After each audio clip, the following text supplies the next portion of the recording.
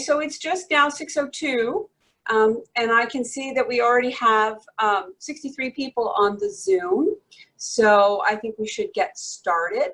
And again, welcome everyone. Thank you for joining us virtually for New York City Audubon's 2020 annual meeting of members and our conservation update. A couple of housekeeping items for our Zoom attendees. You may use the chat feature to communicate broadly with all participants, panelists, and attendees alike during the annual meeting portion.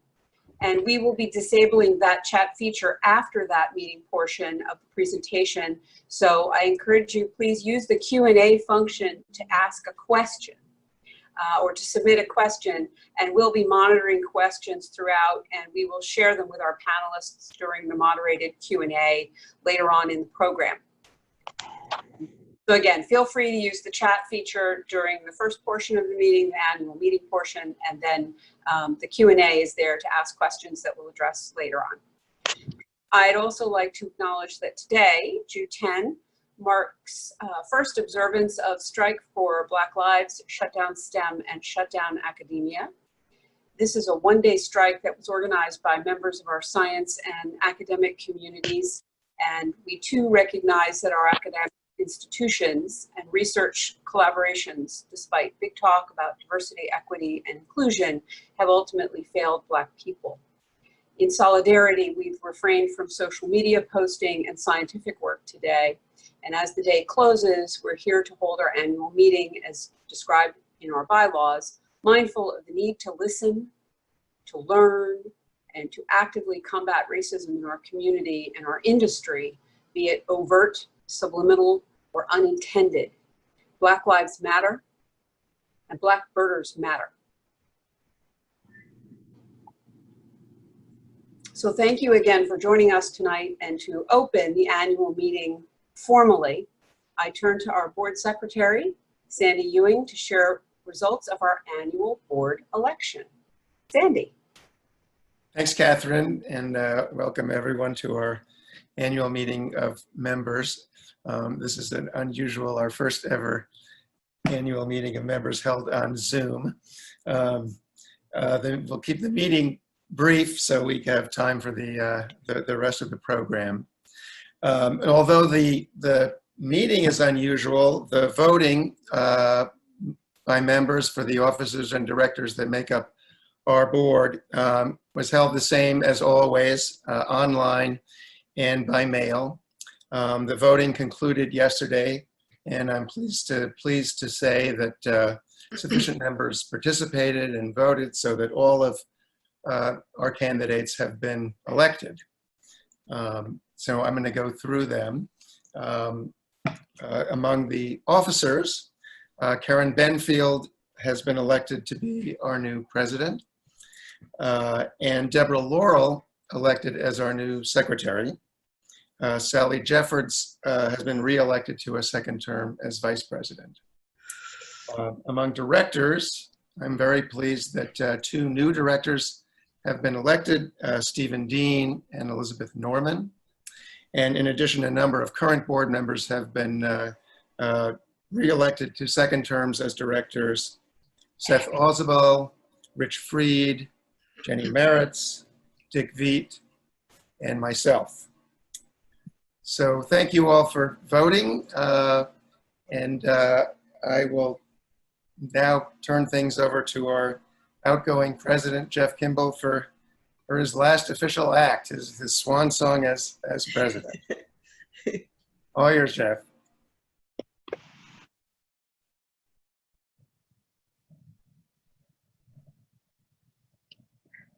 Jeff, you have to unmute. So sorry about that. So sorry about that. Thank you very much, Sandy. It has been an honor and a privilege to serve this organization for the past 4 years as president of the board. I came into this position following in the footsteps of the late great Harry Maas, who I'm sure many of you remember, and we will here acknowledge in a few minutes. Just as he was a thoughtful and devoted mentor to me and helped guide me through the murky waters of being president, I will endeavor to do the same for our next board president, Karen Benfield. Karen is one of the most talented, creative, and resourceful people I know. A total dynamo, she has already made great contributions to our organization with her leadership of the Roost for the past several years and her veritable fount of ideas about every issue or problem that arises. She will no doubt continue to be an inspiration for everyone in our organization over the next 4 years. We are lucky to have her, and I want to welcome her to her new job as I doff my hat to President Karen Benfield. Thank you, Jeff. That's very lovely. It has really been my pleasure to serve on the board, and I accept this role and the hat and the role as president of the board with a glad heart and much enthusiasm for all the work that we can do together. It's really my honor to assume Jeff's role on the board as president. Many of you know Jeff from his feature film, Birders, The Central Park Effect. In that movie, Jeff shared a secret with folks all around the world that New York City has much more than just pigeons, and that passionate people like you create a real community of advocates. We've been fortunate on our board to enjoy something I think of as the Jeff Kimball effect. And that is that in Jeff's years of service, the years have really been characterized by his steadying hand, his wise perspective, his very positive presence, and his leadership.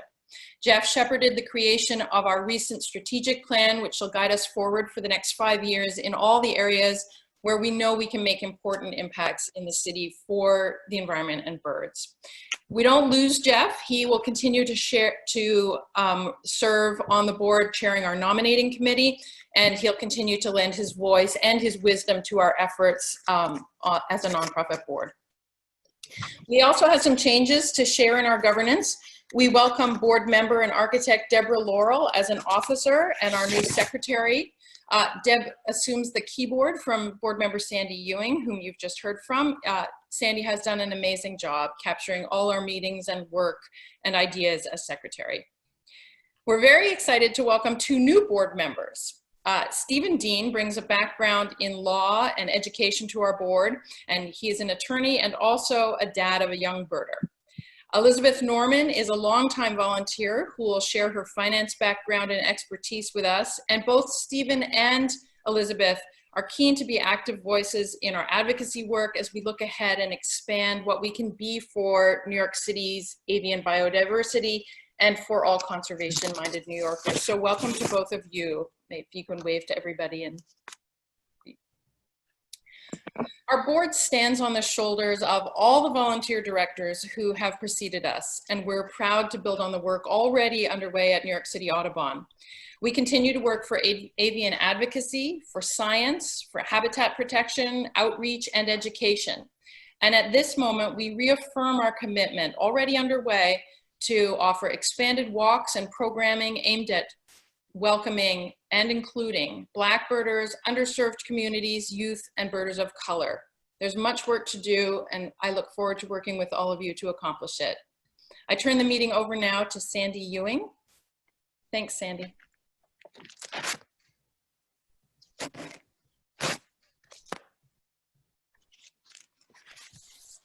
Okay, that concludes the formal meeting of members.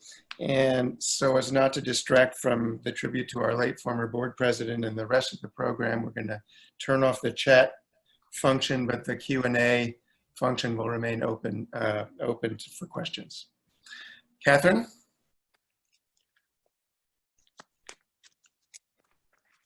Unmute and start my video. There we go. Let's see. I do thank you, Karen and Sandy and Jeff. It's been wonderful working closely with both Jeff and Sandy in our leadership for the past few years, and we've achieved so much. So Elizabeth and Stephen, you're joining at a great moment for our organization. Deborah is going to step up in the secretary role, and I'm sure we'll keep your pen very busy. And Karen, our entire team is looking forward to working with you as our president of New York City Audubon. We're really fortunate to have you at this important time. So I'd like to also offer a hearty welcome to any late joiners to the Zoom. I can see the numbers there, and there are a handful, dozen or so that have joined since we started, and just want to remind folks that everyone, that the chat has been disabled for the duration of the presentations, and please use the Q&A function to pose questions to the panelists. We'll have a moderated Q&A at the end. So Karen, as our new board president, I'm pleased to pass the helm back to you. Thank you, Catherine. While we're adding new voices and new energy to our work on behalf of New York City's birds and bird lovers, we've lost someone very, very dear to us just 2 weeks ago on Memorial Day. Harry Maas was a beloved and pivotal figure in our organization. Maybe you took one of his walks or you knew him as board president. Harry worked on a range of projects and initiatives for us because he truly cared about birds and the environment. Advisory Council member David Spicer has a few words to share before we show you a video where Harry talked about why the work at New York City Audubon had so much meaning in his life. David?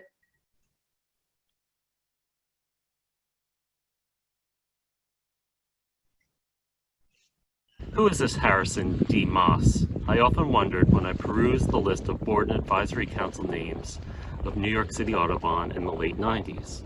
It sounded pretty pretentious, and I thought often the organization must be haughty with names like Harrison D. Maas sitting in the positions of prominence. Well, Harrison turned out to be Harry, and pretentious turned out to be rooted and down to earth. Harry, who grew up in Wellsburg, Iowa, a small farming community in the 1950s, was a high school pitching star and a high school star quarterback. He then didn't stray far and played baseball at University of Iowa until an elbow injury ended his career. Harry was a Marine for a while and then somehow managed to make his way to New York City as a corporate lawyer, and one of his first cases was an underling in the infancy of Curt Flood and baseball free agency. For many years, Philip Morris was his major client, and Harry then moved to corporate law, focusing on complex financial instruments, cutting edge in the 90s, derivatives. Throughout his successful time as a lawyer, Harry was able to embrace his love of nature and would be seen in the early 80s wearing his suit on the way to the office with his trusty Zeiss around his neck. He became a founding board member of New York City Audubon. Harry birded with Central Park Elite, Lambert, Marty, Lloyd, and me, of course, throughout the years. He never lost his passion for Iowa and grassland birds. He loved bobolinks, meadowlarks, not sparrows for some reason, but his favorite bird, probably because of the name, was the prairie warbler. As his career was winding down and his commitments to attend every sporting event of his 3 sons, who were the pride of his life, he was looking for some worthwhile endeavors where he could put his strengths to bear. With a little prodding, he rejoined the New York City Audubon Board. Harry was once again prodded, or pushed perhaps, into becoming New York City Audubon's president. He served and helped guide the organization through the economic downturn of 2008-2009. It was vital to keep the staff in place and the organization running. Mission accomplished.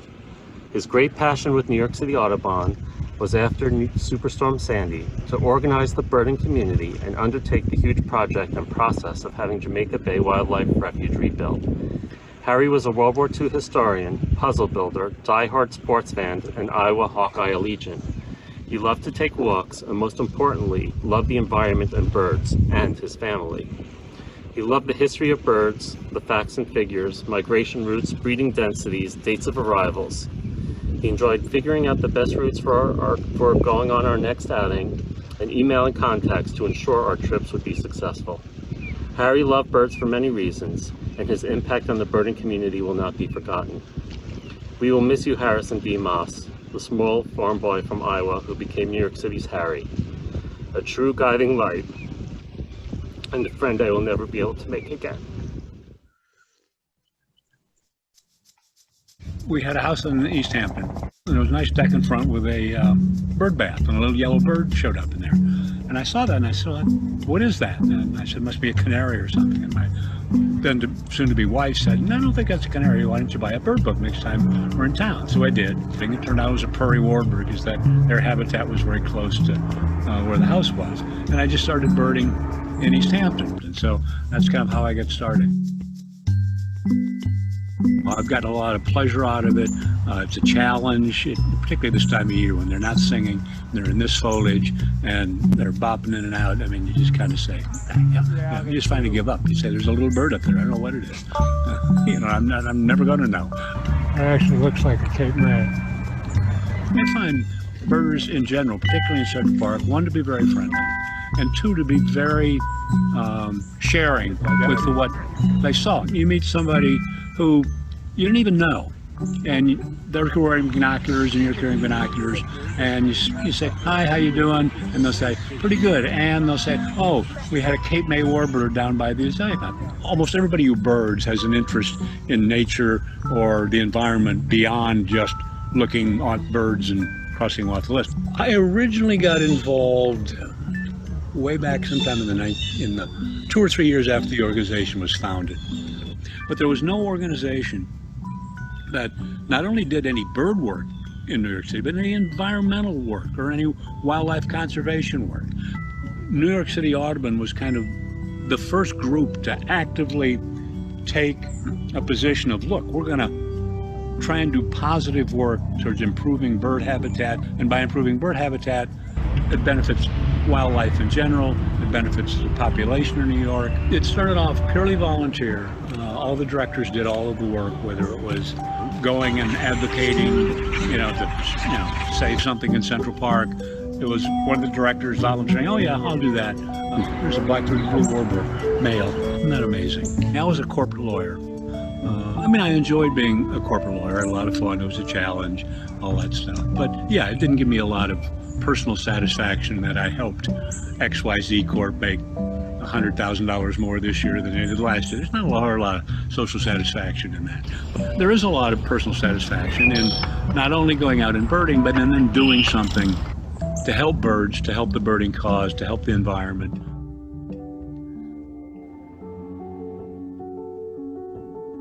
The National Wildlife Refuge at Jamaica Bay basically has 2 ponds. It has an east pond, which is a saltwater pond, and it has a west pond that was set up as a freshwater pond. When Hurricane Sandy hit, it tore a breach through the west pond and basically drained it, filled it with salt water, and was subject then to the tide. Destroyed a lot of the plants around the edge, and no birds would come. New York City Audubon got upset. They said, let's do something about it and see if we can get them to restore it as a freshwater pond. And we met almost every week, at least every 2 weeks for about 2 years. Just working with all the other organizations and being the lead in it, and having those organizations, whether it's the Brooklyn Birding Club or Linnaean, all look to New York City Audubon for the leadership in this area was very satisfying. It meant we were doing something right.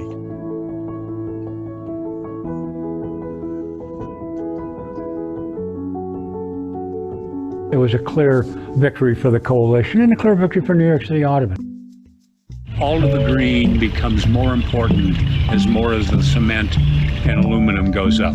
Little things here, there, and elsewhere that when you add them up, make a lot of difference.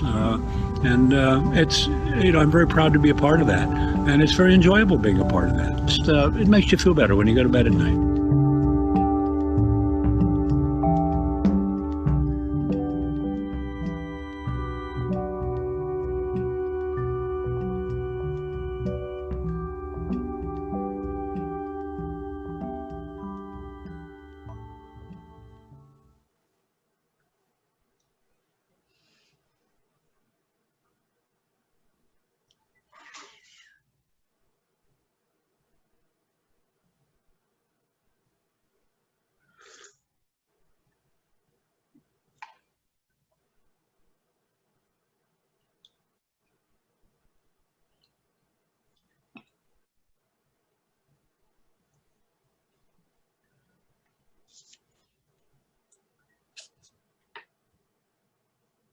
I believe now we're going to be hearing from an update from one of our committees, and I turn that over to Catherine Hines.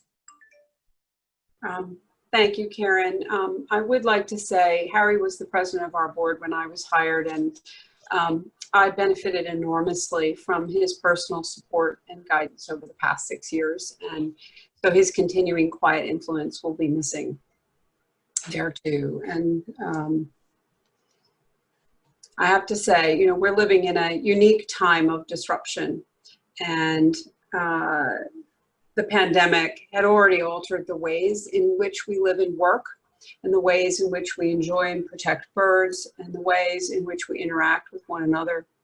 And for many of us, lost family, friends, colleagues, and after George Floyd was so horrifyingly taken from our world on Memorial Day, a day when we observe the sacrifice of those who died in service to our country, we have all become more acutely aware of the needs of our neighbors and the needs of our national neighborhood, and the important work we must all do to make positive change for Black people and for the survival of our entire national community.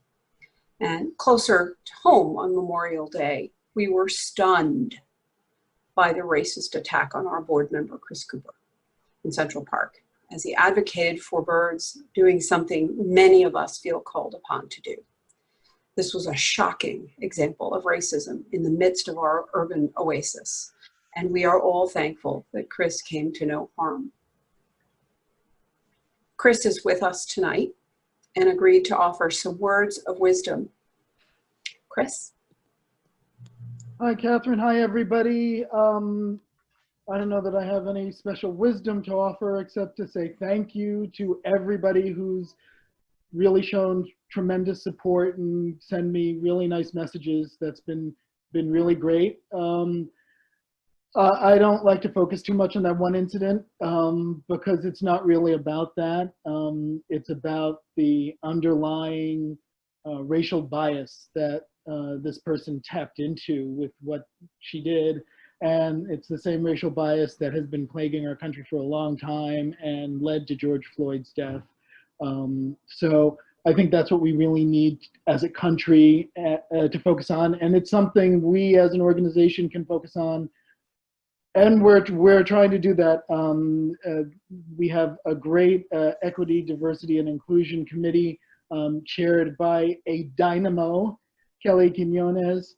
And we are trying to address expanding our birding family. And it's amazing how if there's one good thing to come out of this incident, and then I'll just shut up, it's that it's brought a lot of Black birders to the fore, talking about how we don't feel comfortable in some spaces or are made to feel uncomfortable in some spaces, and can use this moment to get those Black birders more engaged, birders of every race, every ethnicity more engaged, and get everybody feeling comfortable.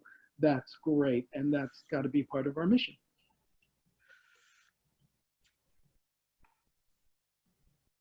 Thank you, Chris. You know, you are an inspiration to all of us at New York City Audubon, and I can tell from the volume of mail and email that we are receiving on your behalf that you are an inspiration well beyond. Thank you, truly. Before we move to the conservation and science presentation, I wanted to share with you, our members, a brief update on how New York City Audubon is faring through the shutdown. With the support of all of you, our members, our donors, our board, our staff, we are still here. Many of you know from volunteering or going on walks with us or your long time with us that we are frugal, we are lean, we are grateful to each and every one of you. And New York City Audubon received a forgivable loan through the Paycheck Protection Program, and as a result, our staff of 12 has remained intact, and we view that as a huge victory in this time. We're all working remotely, and we promise not to let bird protection and bird conservation fall through any cracks in this time of compounded crisis. I do have to say our hopes for celebrating our 40th anniversary tonight have been dashed. We'd intended to share birthday cake and a glass of champagne with a toast in the Arsenal's gallery all together. Alas, that sugar high must be postponed. I assure you we will make it happen, even if it's a belated birthday next year. And like all of our programming this spring, we've adapted this presentation to our expanded virtual world. Stay tuned to our website, follow us on Instagram and Facebook and Twitter, and keep up with the Egret and the Urban Audubon. That's where we will post updates and information on new public programming that we can offer and any required safety protocols once the city and state lift the pause orders and we can all be back together again birding, sharing what we see in close quarters. So again, thank you all for your very generous and continuing response during this crisis. New York City Audubon and New York's birds need you now, and we are so grateful. So turning to conservation and science, we remember a colleague and a friend who packed up her field kit one last time and is now enjoying the birds from new perch. It is my pleasure to welcome a special guest tonight, Dr. John Roden, Senior Director of the Bird Friendly Communities Program of the National Audubon Society, is joining us from Venice Beach, California, to help us honor our scientist emerita, Dr. Susan Elbin, who retired at the end of 2019. John? Thank you, Catherine. It's a real pleasure to be here, and I'm going to go ahead and share my screen. And let me know if you can see this. I have the honor of helping to celebrate the contributions of Dr. Susan Elbin to New York City Audubon and to the conservation community. And it is a real pleasure to be able to do that. I've known Susan since 1997 when I joined the Wildlife Conservation Society and she was there. And over these years, she's been an incredible inspiration and mentor and colleague. She hired me at New York City Audubon in 2009. So Audubon, you have Susan Elbin to thank for my employment here. And I just wanted to share a few things. Susan is an incredible person. I think that anyone that knows her knows that. And there's a few different ways that she shows up. And I just wanted to talk about some of those ways. So she is absolutely a scientist. She's an incredible person that thinks through things, collects data, analyzes, publishes. She has, I think at her core, a curiosity that lends itself toward her real skills as a scientist that has shown up over her career. She's an incredible mentor. There's a few people that you may recognize on the slide. On the left there is Research Associate Todd Winston, and in the middle, Liz Craig and Kate Ruskin. And then on the right is myself with Susan. So she has been, and there's others obviously as well. I don't mean to say this is the full complement, but she has been an incredible mentor to a number of biologists and ornithologists that have made significant contributions, and that's a real value she's added to the field as well. She's an educator. Here she is at Plum Beach, extolling wisdom among people. She also has held academic positions. She's an adjunct professor at Columbia University and taught, in some cases with me, in a variety of classes, and is an incredible presence in the classroom, both formal and informal classrooms. She is a leader. Here she is with board member Marcy Boyle, and has asserted herself in a number of ways: chair of the Ornithological Council, president of the Waterbird Society. She has the Harbor Herons Committee of the New York Harbor. She's done a number of things that have given her an opportunity to shine as a leader, and that contribution, of course, will continue as well. So I think that there's a couple things personally that she shows up as really strongly. So she is a mom. That is her daughter, Rachel, on the left-hand side. And I would be remiss if I didn't share that she also is an incredible mom to a number of canines in her life. She's an auntie to my dog, Zipper, and is just, has quite a maternal and loving character that I think comes across in a lot of ways. And finally, she has a role that she's only recently adopted, which is that of grandmother. And I think that that's something that really suits her. She has since her retirement, relocated to Michigan, where I think she can be a little bit closer to that little bundle of joy. And that's something that, of course, will be an important part of her life moving forward, as all the rest of these facets will be, no doubt. So that's just a really quick kind of tribute to Susan. We, of course, want to wish her many, many years of fun and enjoyment and the love of life that she has always shown and shared with people that she's worked with and everyone that she's come in contact with. So that's what I wanted to share. Again, it's been a real pleasure to be invited to be part of this and to honor Susan. So I will stop there and pass it back to you, Catherine. Great. Or Caitlin. Thank you so much, John. My name is Caitlin Parkins, and I'm the Senior Conservation Biologist for New York City Audubon. And I owe my entire career to Susan, who decided to take a chance on this bat biologist and has taught me everything I know about birds. Susan, I know you're in the audience, and we've missed you dearly this spring. And I hope we can make you proud on this next section of the program, which is the conservation update.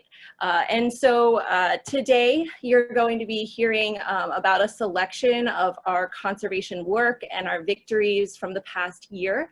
And you'll be hearing from all 6 members of our conservation and science staff. And our program is robust because of Susan's leadership over the last 12 years. So thank you again, Susan.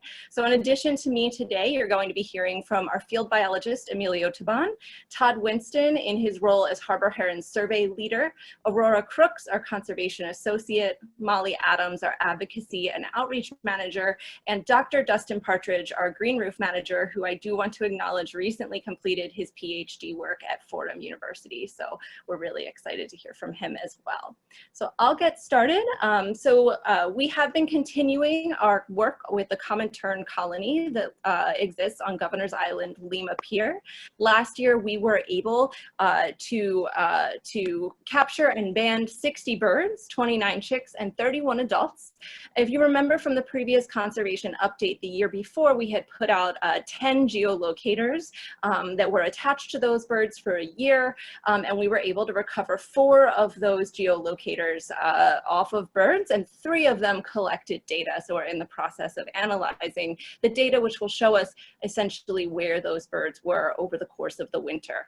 We also deployed 9 nanotags, which are radio tracking transmitters, which also give us sort of real-time data on where these birds are. So that brings our total number of common terns banded to 319, and we are also still collecting regular resites of these birds. We're not able to be in the field right now, but I did get a report that C44 is back foraging in the area and thus probably nesting on the island again. We're also continuing our work with migratory shorebirds and using remote tracking technologies on them. We were able to band 32 semi-palmated sandpipers last year and deployed an additional 9 nanotags, which brings us up to over 40 nanotags deployed on these birds.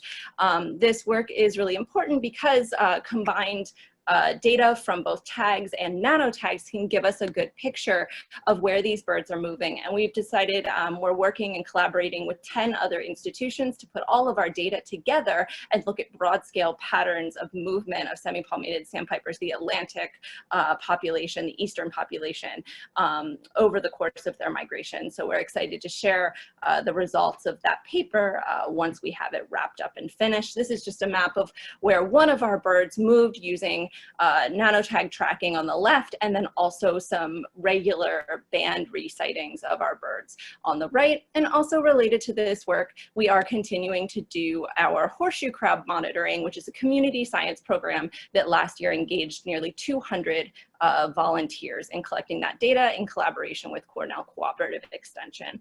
And so now I'm going to pass it off to Emilio Taban to speak to you about American oyster catchers. Hello, I'm Emilio Tobon. I'm going to talk to you about the American oyster catchers. One of the breeding colonies that breeds in New York City dotted in 4 locations in the Breezy Point area, which is in the Rockaway. You can see in the map in the lower right. The Breezy Point is located within the Jamaica Bay area. New York City Audubon has been monitoring these populations of birds since 2011.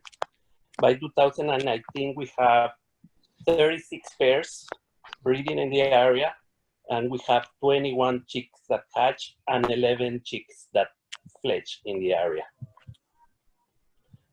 Next, please. As you can see in the graph in the top left, the number of breeding pairs has been increasing slightly over the last few years, but the number of chicks fledging in the area, which is the light blue line, the breeding pairs are the dark blue line, and the fledging pairs are the light blue line. As you can see, the chicks that fledge, the number of chicks fledged has been decreasing slightly over the last 3 years. And because of that, the productivity in the area, as you can see in the lower graph, has also been decreasing. The green line is the productivity of the birds, of the American oyster catchers in Breezy Point. New York City Audubon also been banding this population of birds. In 2019, we banded 13 birds, 6 adults, and 7 chicks. This was a lower number than previous years, as you can see in the table in the right. In total, overall, we had banded 112 birds in total, 46 adults and 66 chicks. And we hope to keep banding birds in the future. Thank you.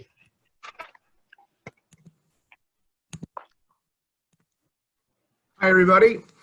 This is Todd Winston. I'm here to give you a whirlwind tour of last year's 35th consecutive annual nesting survey of the Harbor Heron Islands. I have been survey leader for the past 6 years, and last year was a full survey year. If you look at the map there, meaning that we checked all 18 islands that have ever hosted nesting waterbirds during the time of the survey. So what do we find? Last year, we found 7 wader species nesting on 7 islands. You can see highlighted in blue. We also counted yellow-crowned night herons at their 3 principal mainland colonies. And finally, 4 islands in purple hosted only double-crested cormorants or gulls. So let's take a look at the principal species that we found, starting with the most abundant. Black-crowned night heron continues to reign supreme in the harbor, followed by great egret, snowy egret, a ferocious chick, glossy ibis, yellow-crowned night heron here in a rare sun salutation pose, and a few species that are just present in small numbers every year, little blue heron. And this year we actually did not find tricolored heron here raising its crest, its rather crown feathers, but we did find 1 breeding plumaged cattle egret on Hoffman Island. That species has not been seen breeding in the harbor for a number of years. We also count great blackback and herring gulls, as well as common terns, and the magnificent double-crested cormorant. Okay, so what numbers did we find in 2019? If you take a look at this graph of the entire survey period and follow that top line, which represents total weighting pairs over the time of the survey, you can see at the end, the right-hand side, that our count last year of 1,186 pairs is low for the survey period. And though we're not really clear if that's statistically significant for the total number of pairs, it does appear that there's a trend downward over the entire survey. What is clear is that that trend seems to be driven entirely by decline in 1 species, the next species down, the first species, actually, the dark green line, black-crowned night heron. That species has declined both locally and regionally, and our data confirms other researchers' work. So what do we do about that? How do we protect these birds? The first answer is that we use our data. This year, we were able to marshal our long-term data set, and this is why long-term data is so important, to promote the upgrading of the conservation status of black-crowned night heron in New York State to threatened. That would provide further protection for black-crowned night heron. And this is an example, though we don't know yet what the final word is, of why our kind of collected long-term data is so important for conservation and for our work. We also advocate continuously for the protection of these islands with city agencies and parks. And sometimes simple solutions are best. We are working with both the National Park Service and New York City Parks to post signage around the perimeters of the two largest nesting islands, Hoffman and South Brother Islands. Finally, I want to just acknowledge what a collaborative effort this study is, thanks to all the partners. And I cannot leave without giving a special call out of gratitude, again, to the ornithologist with the glossy ibis on her head, her favorite bird, Dr. Susan Elbin. New York City's birds could not have asked for a more steadfast and passionate and effective scientist here at New York City Audubon to work on their behalf. And I myself am very grateful to Susan for your mentorship, for your friendship. I knew I was going to get choked up for all these years. So thank you, Susan. And with that, we will move on to the next study, another project shepherded and grown by Susan Elbin, Project Safe Flight. Our conservation associate, Aurora Crooks, will take it away. Thank you, Todd. Hi, everybody. My name is Aurora. I am the Conservation Associate for New York City Audubon and have been so since 2019.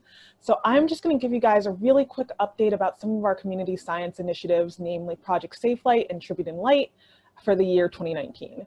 Unfortunately, our programs are going to be on, our community science programs are on hold for 2020, but here are our 2019 results.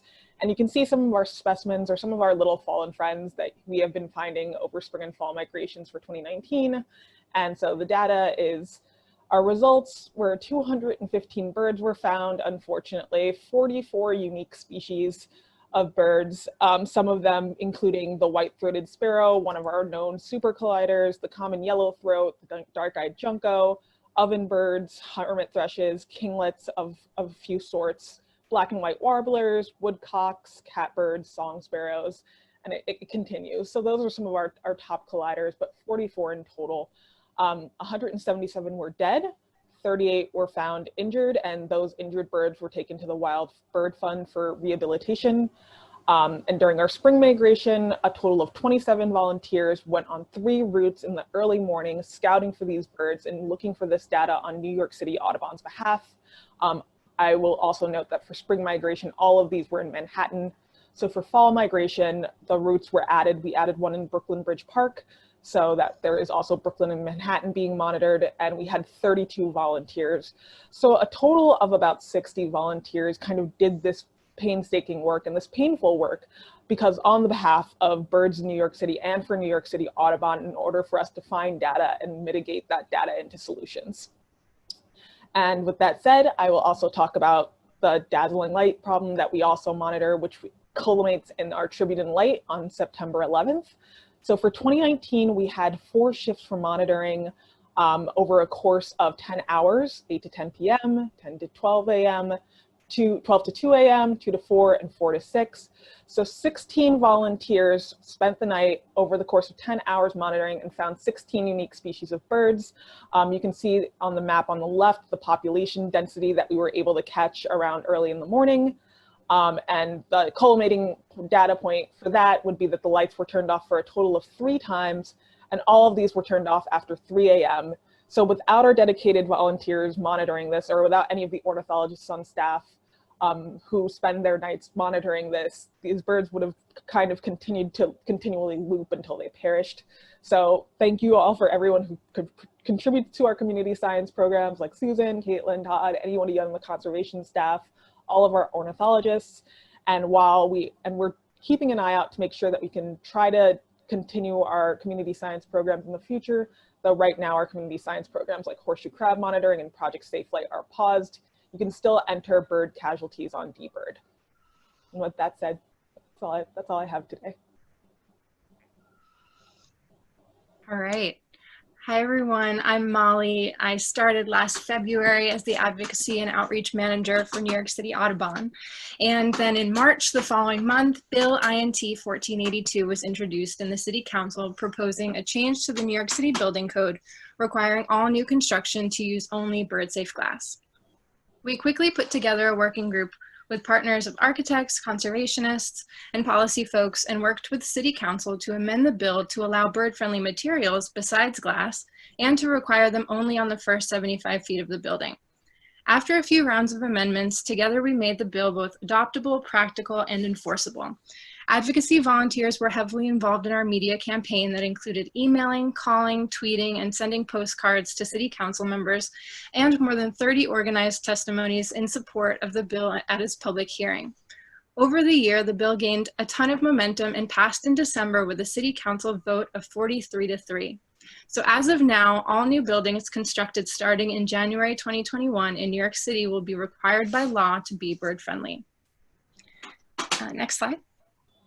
Some of the other bird-friendly building initiatives we've supported this past year include HR 919, a nationwide bill that would require all federal buildings to use bird-friendly materials, the Bird Safe Buildings Council Act that we lobbied for in Albany and got passed through the state Senate and Assembly, but was ultimately vetoed by the governor, and supporting buildings like Circus Central Park that you might have seen in the news recently for killing over 25 birds in one day. We're working with the condo board and our partners to find solutions to this problem. We've also signed on to a number of local and national coalitions and support a number of other advocacy issues, including resiliency, renewable energy, parks, and green roofs.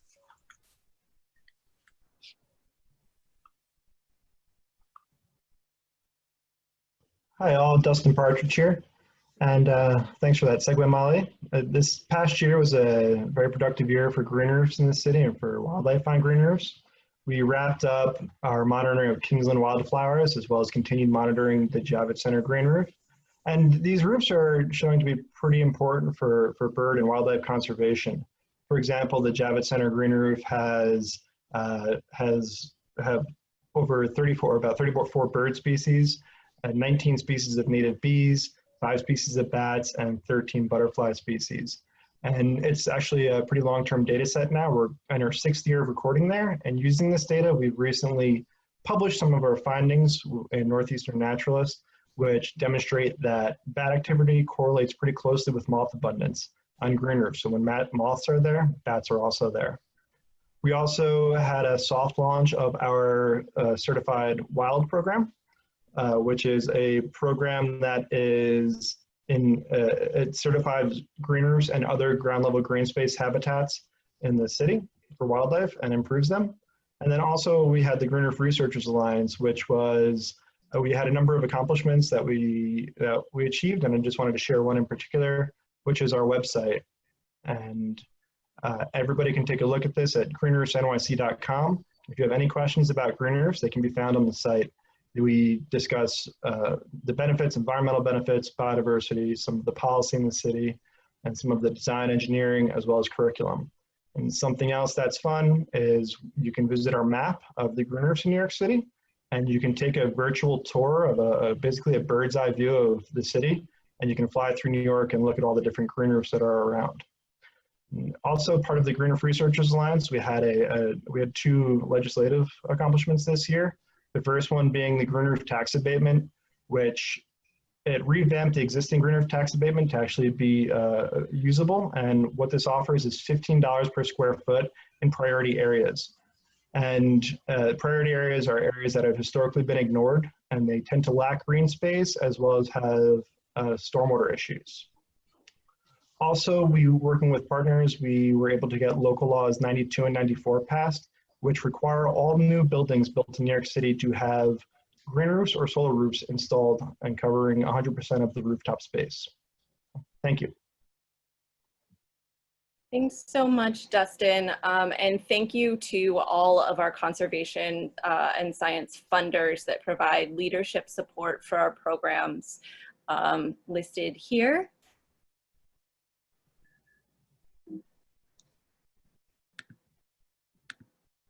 And then also thank you to additional funders, including all of our members.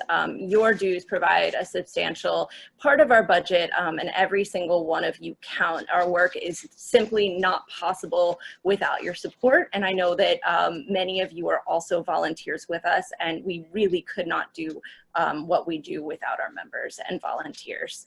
And with that, I think we're going to, I'll stop screen sharing in a second and we'll start answering your questions. I'm not sure yet how many questions we have, but you can still use the Q&A box to ask your questions, and hopefully we'll get to all of them, or at least as many as we can in the last couple of minutes we have here. Thanks, everyone. Great. Thanks so much, Caitlin. Wow, I'm just so proud of our dedicated and resourceful conservation time and science team, and all of the volunteers that are helping you get this work done. It's really making a difference for migratory birds and urban habitats. And the new legislation for bird-friendly buildings and for green roofs is just the crowning achievement. So bravi, everybody. We do have time for Q&A. Looks like we have about 8 minutes left. So I'd like to ask those of our panelists who are able to participate to go ahead and unmute your audio and turn on your video. And I'm looking and I don't see any open questions, and I'm wondering if I haven't refreshed or if you all in the audience, let me see, haven't asked questions. Please feel welcome. You can ask any one of us a question about our work, about New York City Audubon, about what we're thinking of in terms of the coming months and what's ahead. And we'd be really, really happy to add that. Or you know what, Danielle, do you want to reopen the chat and maybe we could use the chat? Hi, Catherine. I have reopened the chat. I do see Karen actually has typed a question into the chat for Todd. If you want me to read that one, I can. I see it, Danielle. If you'd like me to answer, I can read it. Yeah. So Karen had asked why, if you recall, seeing the graph of the harbor heron's data over 35 years, there were a couple dips. One of them in 2006 in the main line, and that is because there were a few years where there were gray bars. It was actually noted at the bottom, but it was a fast presentation, so you may have missed it, that there are a few years with gray bars where we were not confident in our data because we were not able to complete a full survey. We may have missed an island or had to get off an island because it started to rain and we worry about the birds. So that's the answer to that question.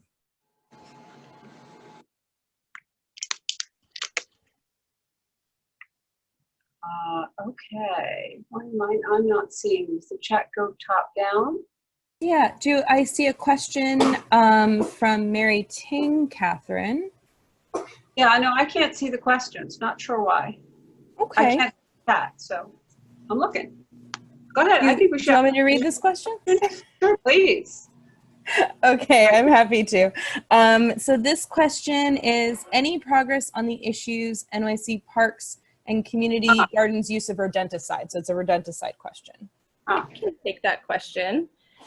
So currently New York City Parks staff do not use rodenticide in any park where there is a nesting bird of prey. And so they have started a community science program themselves that's a raptor monitoring community science program so that they can get a grasp on how many birds of prey there are in New York City and where they are so that they can determine where they can and can't use rodenticides. Of course, we know, and birders, scientists, we all know that birds are not limited by the arbitrary boundaries that we draw. And so just because a bird is nesting in a park and there's no rodenticide there does not necessarily mean that it won't go to a nearby park where there are rodenticides used. And so we do continue to have that conversation with parks. We also updated our rodenticide brochure as well as our website with more information on rodenticides for pest professionals as well as people who want to make a difference in their local communities.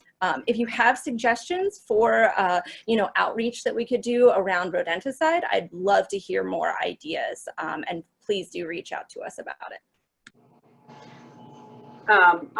I'm seeing that Mary has a comment that there's a red-tailed hawk nest in Timpani Square Park, but is seeing Tompkins Square Park. So I'll reach out to the Park Wildlife Unit staff. We're always in basically constant communication, and I'll bring that to their attention.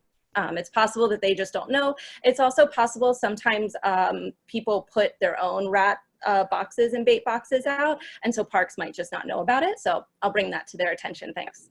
Thanks. We have another question. Do we think the great decline over the years in the heron's success is due to local environmental changes? Todd? Great, thank you, Catherine. I'll take a try at that, and Caitlin, feel free to jump in afterwards and embellish or correct me. But I think that actually it's not entirely clear why there's been a decline. I'll point out again that the decline that we're seeing is in one species in particular, the black crowned night heron, and that is a decline that I believe has been seen all throughout the eastern seaboard. I suspect that like many top animals in food chains, as we saw with the peregrine falcon, with the bald eagle, that those birds that are high up in the food chain are more likely to have high concentrations of contaminants. So I suspect that may be one theory that contaminants could be affecting the decline, but I don't think we really know. Caitlin, do you have more clarity to shed? I think you pretty much got it, and Emilio actually is probably maybe the best person to answer this. But yeah, I mean, there's lots of changes. There's also lots of movement of colonies from one place to another. I wish we could promote Susan to a panelist and have her answer that question. This is right up her alley. But I think you pretty much got it. Yeah, well, let me just say that also I didn't have time. We had to get that so quickly in, but as Caitlin says, colonies move a lot, and we've seen that over the period of the survey. The colonies have shifted completely from some of the islands that were not highlighted in my map to the ones where they currently live. I suspect, though, that black-crowned night herons, we know that lots of people, researchers have found it, so it seems like it's a real decline. We just don't necessarily know why yet. That's why we need more research. Here's a question. Is there still use of dry ice as rodenticide? I know that had just begun as a test and a way to destroy the rats without harming the red-tailed hawks. So the answer to that is yes, they are. That's excellent. That's really good news. Let's see, I have a general question for all, and this is maybe Molly, if we've all of course heard about the impending weakening of the MBTA, the Migratory Bird Treaty Act, and is there anything at this point that New York City Audubon and other advocacy conservation groups and their members and community can still do?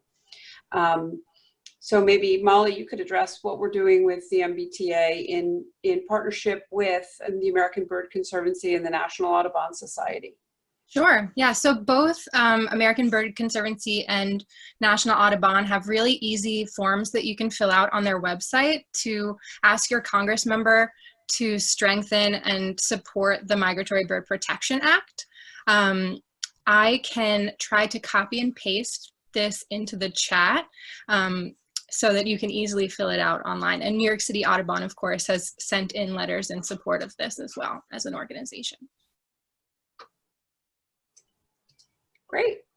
Let me see, I'm looking at my questions here. I think that's it. I think I have, we answered live. Oh, let me see over here in the chat. I have one. When and under what circumstances do we expect to be able to resume field work? And I think I could take that question. We are looking very closely at the pause order and the way that the phases, phase 1, phase 2, phase 3, phase 4 are coming back online, and getting information from the state about what's permitted and what's not. Many of the agencies that provide permits for the science work that we do were not able to issue those permits to us for the spring migration season. So some of the data sets will have asterisks on those activities. It doesn't prevent us from looking, however, and we can still go to the sites and observe the birds and make notes, but we won't be able to use that data in scientific papers, for example, if it was not properly permitted. We won't be able to ban the birds, so, for example. But as soon as we're able to resume work in various locations with safety protocols in place, we'll do that.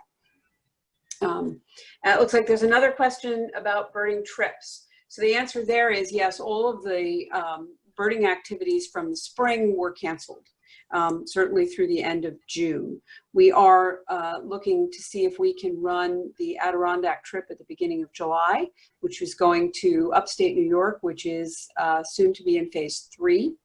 And probably by the time, certain will be phase 3 by the time the trip would run, and may even be at phase 4. We really don't know what we don't know. It's really beyond our control. We have to wait for the city to allow us to do group events, and we have to submit plans for safety protocols that have to be approved before we're able to do some of those things. We did hear from the National Park Service today, a request again for submission of plans for protocols when eventually the park spaces in New York City would be reopened, for example, Jamaica Bay. People can still visit those places. Those parks are open and you may go. What we can't do is take people there in small quarters in a van, a rented van or a bus, and we can't take people on a guided walk yet. I think we're as eager as you are to restart, and it's a shock to our system when we can't do something that so many of our members enjoy. So, but I hope that we would have time, be able to, by the time we put out the fall Urban Audubon, have fall programs listed or some fall programs listed. But the best place to find out about those things is from the website or sign up for our egret news, because that's the quickest way we could share with our members relaunching of programs as soon as we're able. Anything else?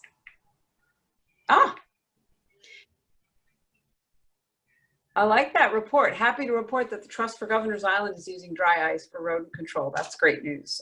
We did get some reports of nesting birds. Molly, do you want to mention what was shared with us about nesting birds on Governor's Island? I think we had a pair of red-tailed hawks, and their staff at Governor's Island is sharing that with us. Yeah, another part of my role at New York City Audubon for the next 5 years, including this year, is the regional coordinator for New York City for the Breeding Bird Atlas. So we do have several volunteers who are not able to get to Governor's Island right now that will be participating in the Atlas, but based on the report from someone who works on the island, there is a report that red-tailed hawks have fledged recently. So the birds are still successfully breeding there. Yeah, it's good news. We aren't able to go and see them. We're hopeful that the island will resume ferry service for the public. Right now it's essential staff only. So we're hoping to open our house in August, if that's allowed, or else maybe even September just for weekends, or to be able to use it as a staging space to lead bird walks in the fall. Free walks for anyone who can get out to the island, assuming that, again, that the island is able to provide the ferry service and the access to the island that's essential. So that's where we are. We're just a little bit past 7. And we can certainly keep the Zoom open and take a few more questions if people would like to ask. I think I'm reading something from Susan that I'd love to say before we close the meeting. And that is, she's very proud of our organization. And it's very hard to keep momentum of the science going during the pandemic. Yes, Susan, that's quite right. And there's no precedent. So many of our colleagues have halted or altered programs, and we're in that category, but not afraid. We're driving forward as best we can. Susan also adds that she learned from all of us and was able to work closely with Harry Maas during his tenure as board president.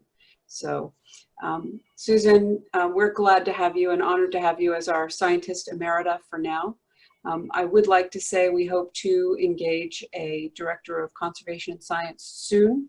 New York City Audubon is not in a place where we could onboard someone right now.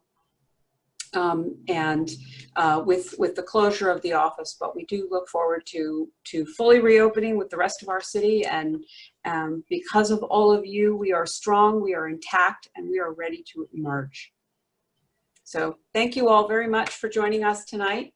This has been a terrific and exciting new venture in virtual programming. And I kind of wish I could have my screen show everybody's face all at once. I don't know how we could do that, but maybe we'll think about ways to do it. So with that, I think we say goodnight and we head off to dinner. And if you have a bottle of champagne or ginger ale or whatever it is you enjoy that has bubbles, make a toast to New York City Audubon's 40th anniversary. And I promise next year we'll have cake and champagne.